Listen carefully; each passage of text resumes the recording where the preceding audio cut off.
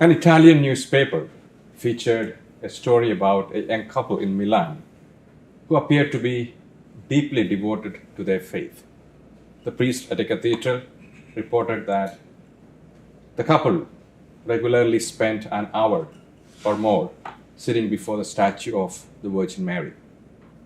However, it was later discovered that their intentions were not as they seemed. Instead of praying, the couple was using the electrical plug behind the statue of Mary to recharge their cell phone. Whenever their phones needed charging, they would come to the church to plug them in, using the time as an opportunity to be together in a very peaceful setting while their phones recharged. What appeared to be a display of religious devotion was actually a selfish scheme. Perhaps we are quite surprised by this behavior, but have we engaged in similar actions? Claiming to pray but without genuine devotion or only for temporary personal gain.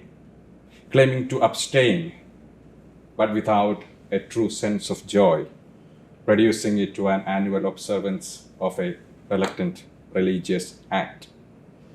Or claiming to perform acts of almsgiving, but perhaps with a selfish motives or simply for public attention.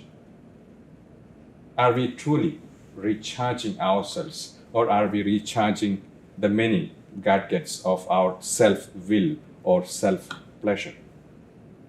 The Gospel of the day features Jesus teaching us or emphasizing the importance of restoring the true intention in praying, fasting, and almsgiving, emphasizing the need to practice these with humility and utmost sincerity.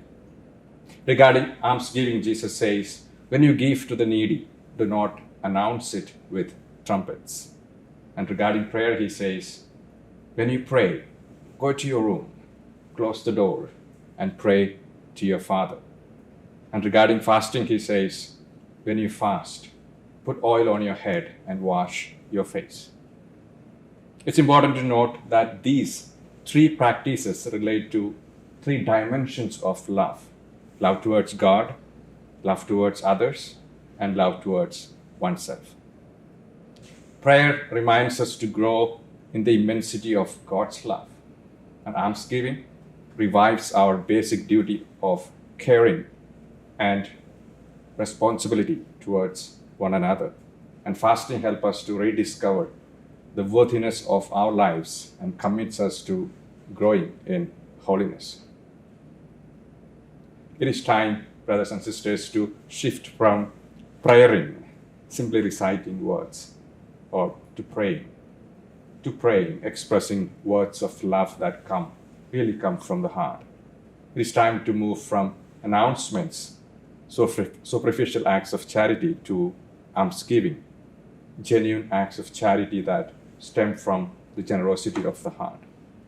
And it is time to move from feasting, indulging in self-pleasure, to real fasting, practicing self-discipline to help regulate our lives.